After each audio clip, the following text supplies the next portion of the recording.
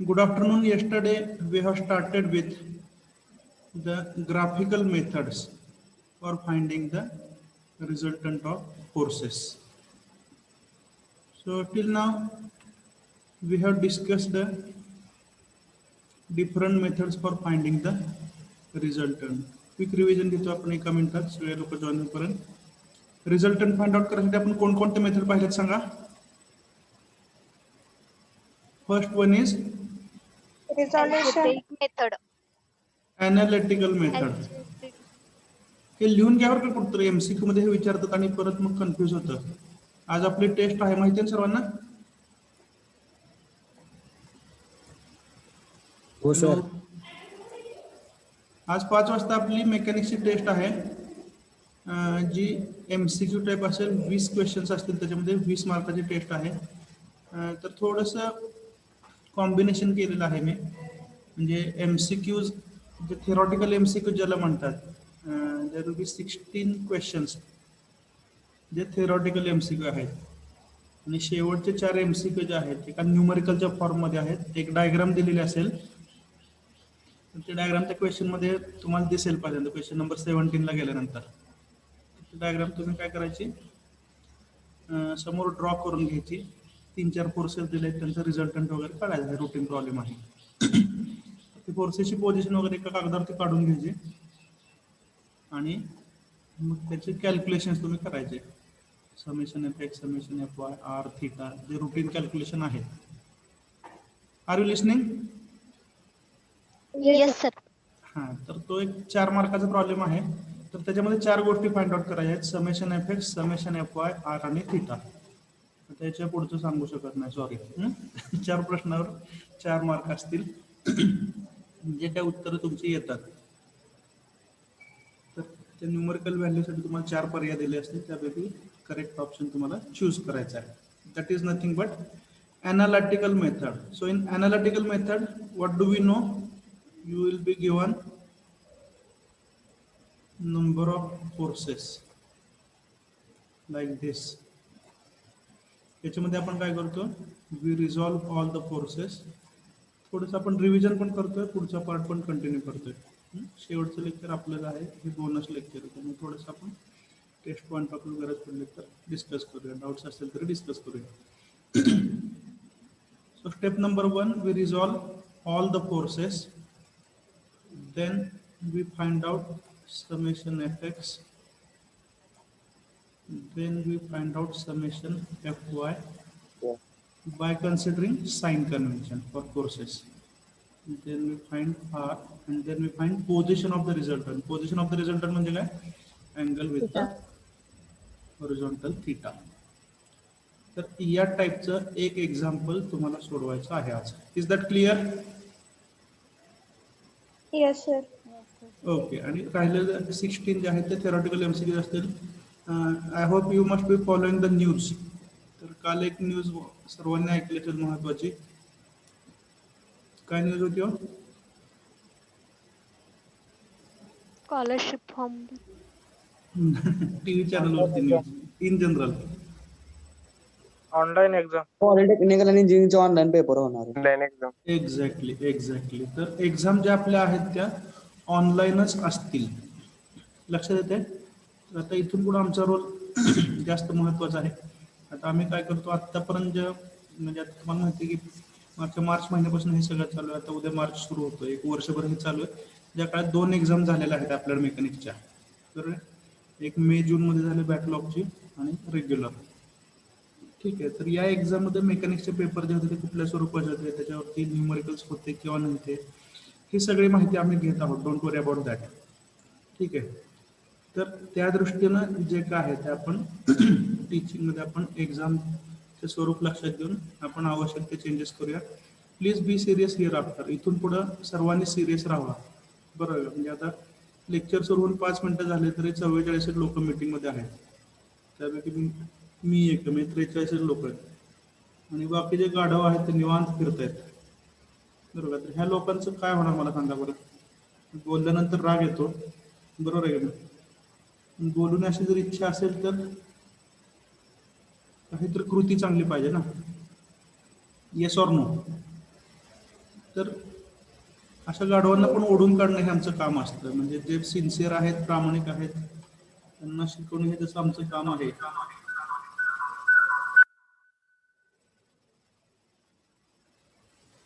असं जे हौशे नवशे गवशे असतात, बरोबर आहे की नाही,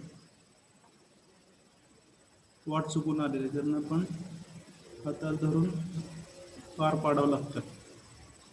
तर ह्या भूमिकेतनं आपण एमसीक्यूची संख्या थोडीशी जास्त ठेवलेली, मी तुम्हाला सांगितलं न्यूमरिकलची कमी ठेवलेली, पण खरा स्टुडंट तोच, खरं प्रिपरेशन त्या स्टुडंटचं जो न्यूमरिकल सॉल्व्ह करू शकतो. I hope you understand the things. ठीक आहे. तर analytical method we have studied in this chapter. Analytical method मध्ये आपण काय करतो, we resolve all the forces, we find summation fx, summation fy, then we find r and theta. Second method we have discussed is, which method we have discussed? Trigonometric method. Trigonometric method. So trigonometric method we have studied one method which is nothing but law of Parallelogram. parallelogram of forces.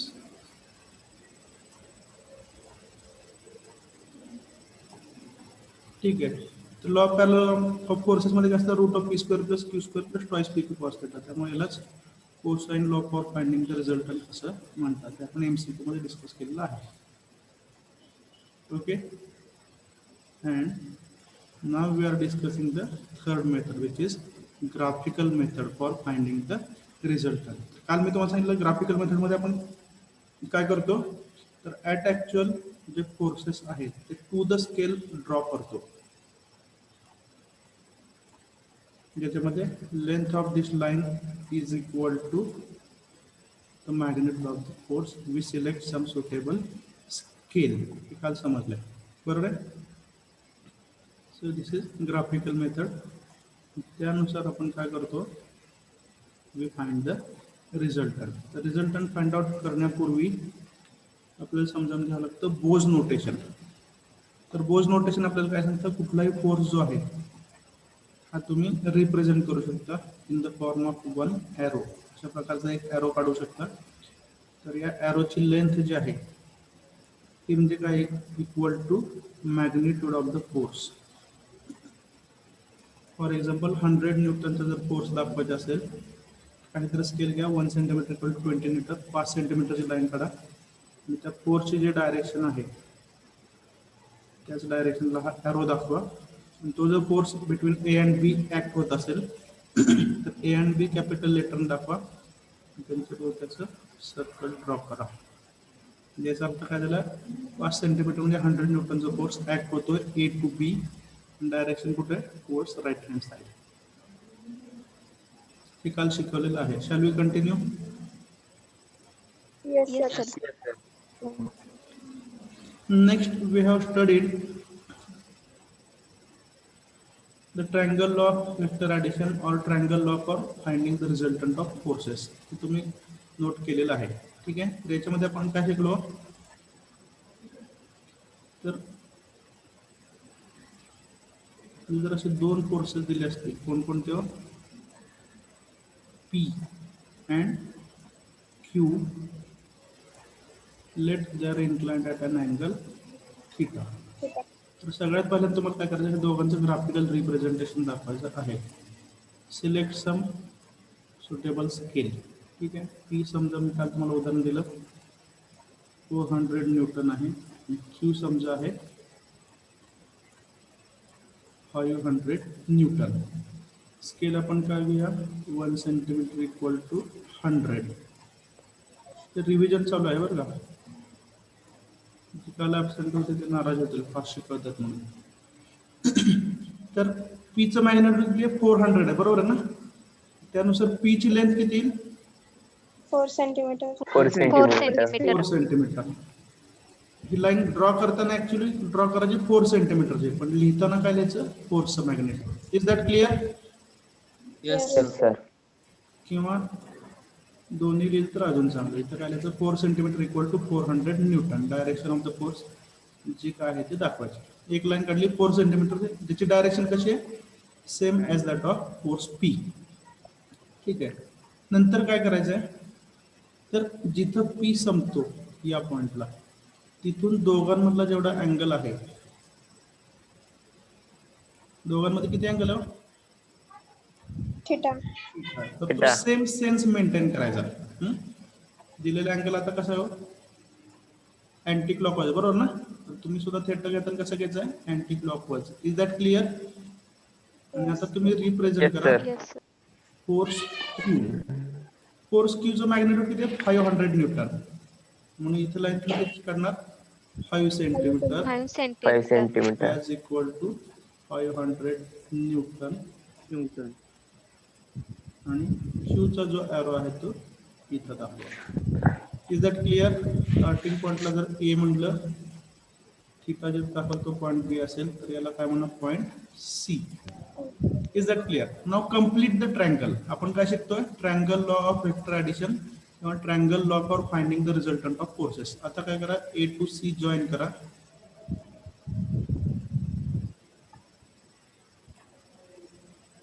This closing side is the resultant of two forces P and Q. तर हे जे distance आहे ए to C major करा. ठीक आहे, समजा ते 7 centimetre आलं गृहीत धरा. तर पुन्हा एकदा स्केलने मल्टिप्लाय करा, 7 into 100. त्यामुळे रिझल्टंटचं मॅग्नेट्यूड किती होईल? 700. आणि रिझल्टंटची डायरेक्शन कशी असेल? तर Q आणि Towards R point C. they should meet at point C. अशा पद्धतीनं R ची डायरेक्शन घ्यायची आहे. Shall we solve this problem now? Yes, sir. Yes sir. Yes, sir. थोडंसं मॅग्नेट्यूड बदलून घेऊया. फाइंड आउट नाही काय विचार झालं. ड्रॉइंग इन्स्ट्रुमेंट्स जे आहेत ते बरोबर ठेवा म्हणून काल सांगितलं होतं, आठवतंय? ड्रॉ Yes, करू sir. शकतो का आपण हा प्रॉब्लेम आता? Yes, sir. Yes sir. Yes, sir. ठीक आहे, right down one problem now.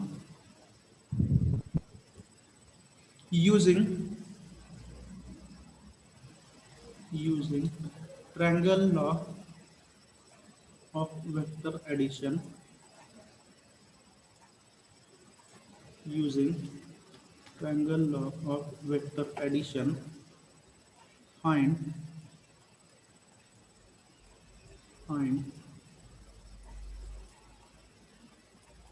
the resultant of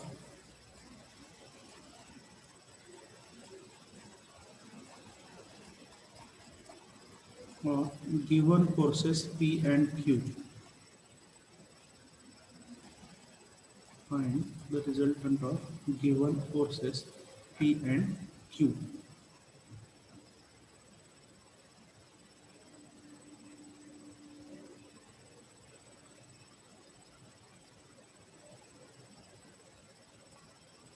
एकदम बेसिक प्रॉब्लेम घेऊ. हा प्रश्न युनिव्हर्सिटी एक्झामिनेशन मधून नसतो, हा प्रॅक्टिकलचा भाग आहे, ग्राफिकल मेथड. त्यामुळे याचे न्यूमरिकलचे आहेत ते आपण फक्त समजावून घेऊ method. Is that clear? Yes, sir. हा, याच्यावरती एमसीक्यूज असू शकतात, पण डायरेक्ट हे ग्राफिकल मेथडने प्रॉब्लेम सोडवा हे युनिव्हर्सिटी एक्झाम मध्ये प्रश्न नसतो. त्यामुळे आपण एक सॅम्पल प्रॉब्लेम सोडवूया आणि पुढे जाऊया. P is equal to 600 Newton.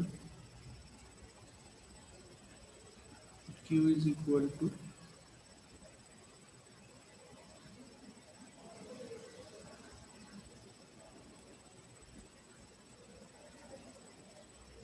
400 Newton. Angle between the two forces is given as 60 degrees. Resultant जो काढायचा आहे त्याच्यात तुम्हाला दोन्ही गोष्टी पाहिजेत. काय पाहिजे? पहिली गोष्ट मॅग्निट्यूड पाहिजे, जे काय असेल लेंथ ऑफ आर, आणि त्याची डायरेक्शन पण पाहिजे.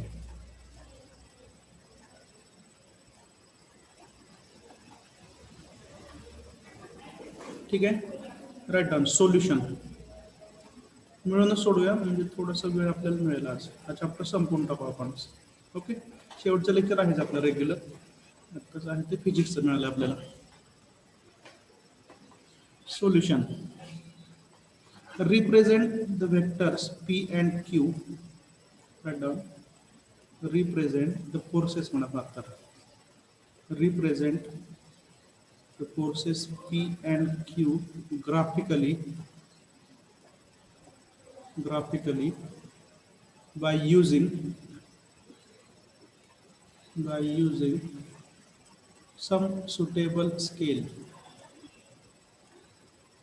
Represent the forces P and Q graphically by using some suitable scale.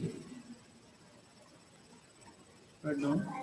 Scale 1 centimeter is equal to 100 Newton. 50 घ्यायचं का 100 घ्यायचं? 100 Newton. 100. 100 घेऊया, ठीक आहे, चालेल. 100 न्यूटन. एक लक्षात घ्या, जेवढं स्केच आपण मोठं काढू तेवढं एरर मिनिमाइज होतात, तुम्हाला माहिती असेल.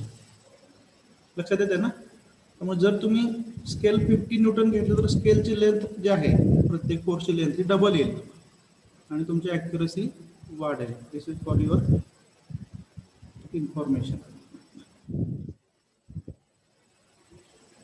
Scale 1 centimetre is equal to 100 newton. That is काय लिहिणार मग? P is equal to 600 Newton, which is equal to 6 centimeter. Unmute करा, प्रश्न विचाराल तेव्हा. Sorry, mute करा, प्रश्न विचारला unmute करा. Second force is Q.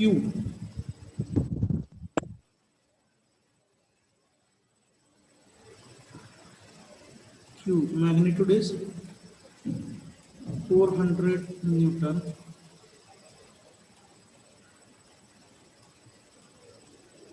आता बघा ऑनलाईन एज्युकेशन किती लोकांकडे स्केल आहे माहिती नाही, बघ तरी पण शिकवतो. ठीक आहे, doesn't matter.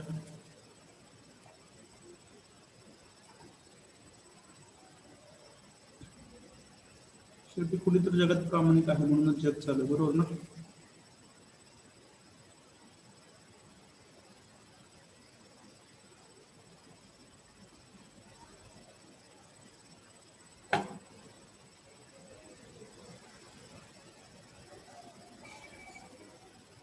Shall we continue? Yes, sir. Okay.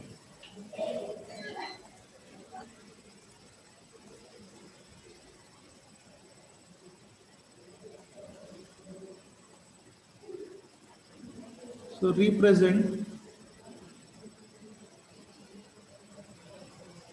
force P. किती होतं magnitude of 600 ना? Yes, sir. Yes, sir. Okay, so write P is equal to 600 Newton equal to 6 centimeter. Let the starting point is A and it ends at point B. So this is vector P. Okay. Now we have to represent the second vector. तर second vector काढताना दोन vector मधला angle जो आहे तो तुम्हाला maintain करायचा आहे. किती दिलाय तो अँगल? 60 degree. 60 डिग्री दिलाय. तर आता काय करा बघा, ही लाईन ए बी आहे ही थोडीशी एक्सटेंड करा. ठीक आहे. ऍट पॉइंट बी जसा अँगल दिला आहे, अँगल कसा दिला? Anti clockwise 60 degrees. Yes or no? Yes. Yes, sir. तर अशा पद्धतीने एक लाईन ड्रॉ करा. कसं काढायचं समजलं angle?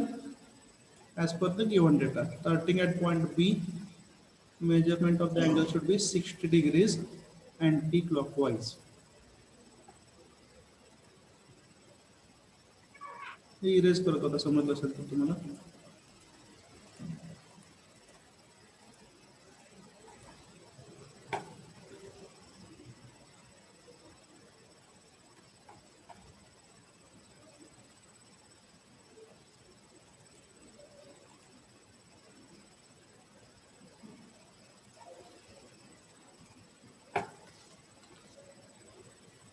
So So starting from point B,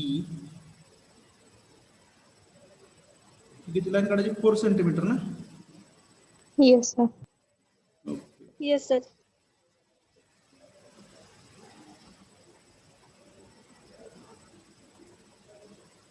line draw करा. याला काय म्हणणार, Q equal to 400 newton equal to 4 centimetre. Let this point is C.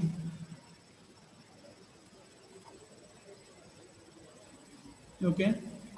Now join A to C.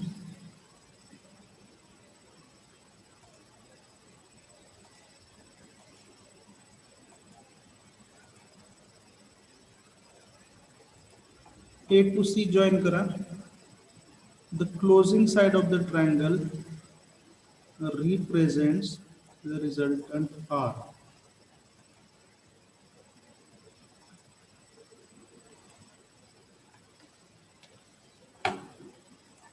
So line AC is the resultant.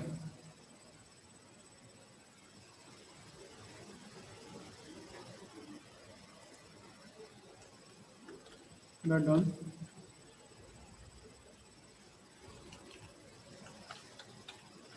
Line AC.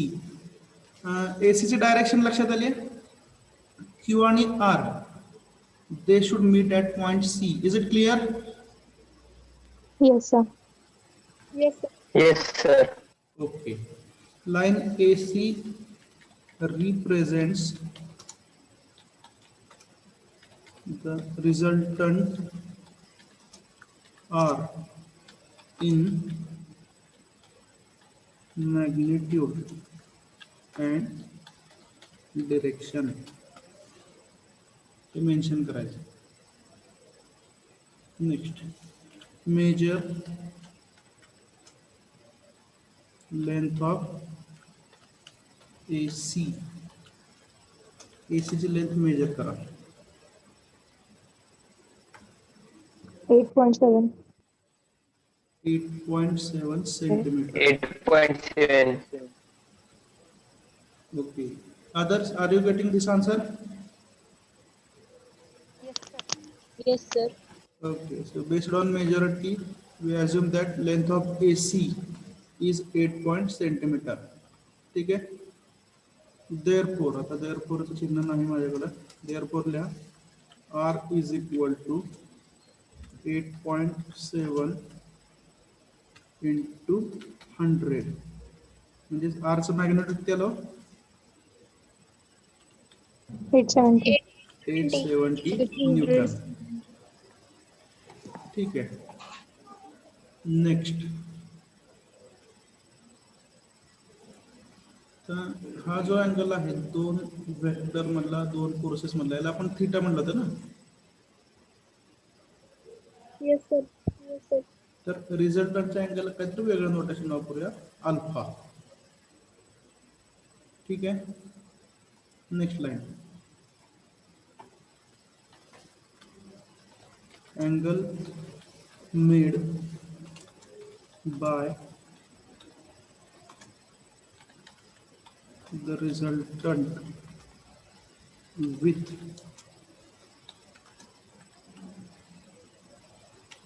the horizontal equal to alpha equal to किती येतो angle? 24 degrees. 24. याच्या आसपास येईल सर्वांचं उत्तर. 24 degrees. डिग्रीचं तुम्ही सांगा.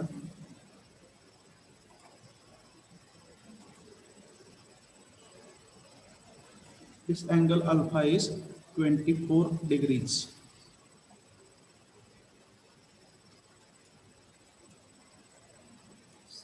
degrees. Given force system का होती P 600 Newton, Q 400 Newton. Angle between the forces 60 degrees. ठीक आहे, स्नॅपशॉट काढून घ्या. मोबाईलमध्ये अभ्यास करताना त्याचा उपयोग होईल. प्रत्येक वेळी वही बघण्याची गरज पडणार नाही. Shall we continue? Yes, sir. Okay, ठीक आहे. ज्यांच्याकडे इन्स्ट्रुमेंट्स आहेत त्यांना उत्तर मिळालेले आहेत. ज्यांच्याकडे इन्स्ट्रुमेंट नाहीत त्यांनी बाकीच्यांवरती विश्वास ठेवा. Shall we continue? Yes, sir. Yes sir. Yes, sir. Yes, sir. Okay. Yes, sir. So triangle law we have understood. Okay. Now let us compare it with the parallelogram law. ठीक आहे. तर triangle law मध्ये आपण काय करतो बघा, हे दोन फोर्सेस गिवन आहेत. फक्त कंपॅरिझन करतोय समजण्यासाठी. तर हा फोर्स आपण P घेतो, बरोबर आहे. जिथं P संपला तिथून आपण काय घेतो, Q, बरोबर आहे का. आणि closing side of the triangle, this is resultant R, बरोबर आहे. तर आता तुमच्या लक्षात येईल की हा जो ट्रायंगल दिसतोय बघा शेडिंग केलेला आणि ट्रायंगलला, हे दोघं कसे आहेत, exactly identical. Have you understood? Yes sir. So Yes, sir. ultimately we can conclude that if you use maybe trigonometric method, ज्याला आपण काय म्हणतो, parallelogram law of forces, or if you use graphical method, ज्याला कुठलं नाव दिलं होतं आपण, triangle law. तर ही मेथड कुठली आहे लक्षात घ्या. वरची मेथड कुठली आहे, law of parallelogram of forces. Parallelogram. यालाच नाव काय होतं, ट्रिग्नोमेट्रिक, बरोबर आहे का. This is trigonometric Yes, method. sir.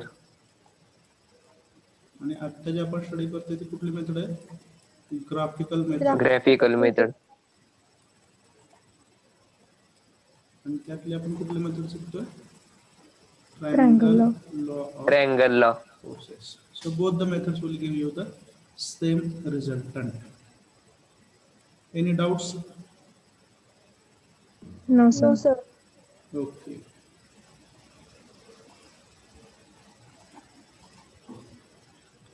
One more sketch which will give you the ultimate comparison between two methods. Parallelogram law मध्ये आपण काय केलं होतं,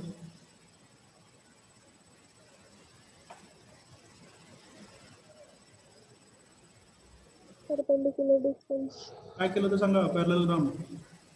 तर P आणि Q फोर्सेस, बरोबर ना. ट्रायंगल ACD कंप्लीट केला होता. आणि त्याच्यातून काय मिळवलं होतं आपण, पहिल्यांदा CD ची व्हॅल्यू मिळवली आणि AD ची व्हॅल्यू कशी मिळवली, in terms of cos theta. Yes or no? Yes, sir. Yes, Yes, sir. पटकन एकाच सेकंदात क्लिक व्हायला पाहिजे. कारण आपल्याला चांगला परफॉर्मन्स द्यायचा आहे. ठीक आहे, काय काय केलं तर आठवा बरं पॅरलेलोग्राम मेथड मध्ये. तर CD हा परपेंडिक्युलर ड्रॉ केला, OA ही लाईन एक्सटेंड केली आणि काय केलं, By using cosine rule. Cosine rule म्हणण्यापेक्षा काय केलं, सुरुवातीला आपण CD आणि AD च्या व्हॅल्यू कॅल्क्युलेट केला. AD च्या. पहिल्यांदा छोटा ट्रायंगल घेतला, कुठला, ACD, बरोबर आहे का. ACD. Yes, cos sir. Theta वापरला, AD ची व्हॅल्यू मिळवली. साइन थिटा वापरला, CD ची व्हॅल्यू मिळवली. आणि नंतर मोठा ट्रायंगल घेतला, कोणता, OCD, आणि त्याच्यामध्ये काय वापरलं, पायथागोरस. ओके. Yes, ठीक आहे. MCQ मध्ये आपण Yes, हे sir. फॉर्म्युला पण डिस्कस केलं होतं. रिझल्टंटचा फॉर्म्युला काय सांगा पॅरलेलोग्राम लॉ मध्ये, Under root P square root of P square plus Q square plus twice PQ cos theta. plus PQ cos Okay. theta. And angle made by the resultant alpha is equal to, Tan inverse Tan inverse Q sin theta divided by P plus Q cos theta. cos theta. okay, tan inverse of Q Q sin sin theta. theta divided by into bracket P Divided by plus P P plus plus Q cos cos theta. theta. Very good, very good. So we have understood that both the methods will give you the same resultant. Okay. Now we want to discuss polygon law of forces. ठीक आहे. तर triangle law of forces जो आहे, आता same method आहे. जसं आपण triangle मध्ये प्रोसेस वापरली, सेम प्रोसेस इथं वापरायची आहे. पण ट्रायंगल लॉचं लिमिटेशन काय होतं, the triangle law of forces could be used for only two forces. Two forces. ठीक आहे. Whereas if you are having number of forces, for example A, B, C and D. So if you are having number of forces, then the extended method used will be called as polygon log forces. Statement एकदा वाचा. Number of vectors म्हणजे आपण आता काय घेतो इथं forces. Triangle law मध्ये काय म्हणलं होतं 2 फोर्सेस. इथं काय आलं नंबर ऑफ फोर्सेस. आपण कसं दाखवतोय in magnitude and direction by the sides of polygon. पूर्वी कसे दाखवत होतो 2 adjacent sides of the triangle. काय बोलतो लक्षात येते ना? Yes, sir. Okay. Yes, sir.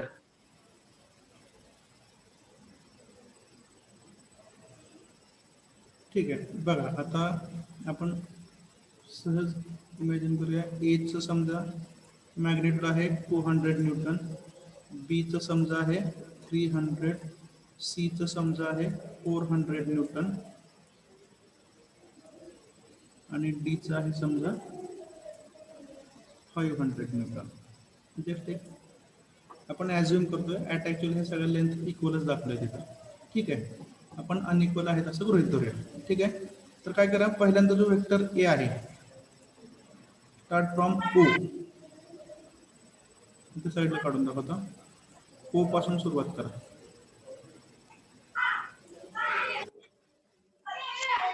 हा वेक्टर आपण कुठला दाखवला ए बार किंवा फोर्स ए किंवा ओ ए. ठीक आहे. स्केल नेहमी पाहून घ्या. 1 सेंटीमीटर इक्वल टू काय 100 घ्यायचं का? Hello, am I Audible?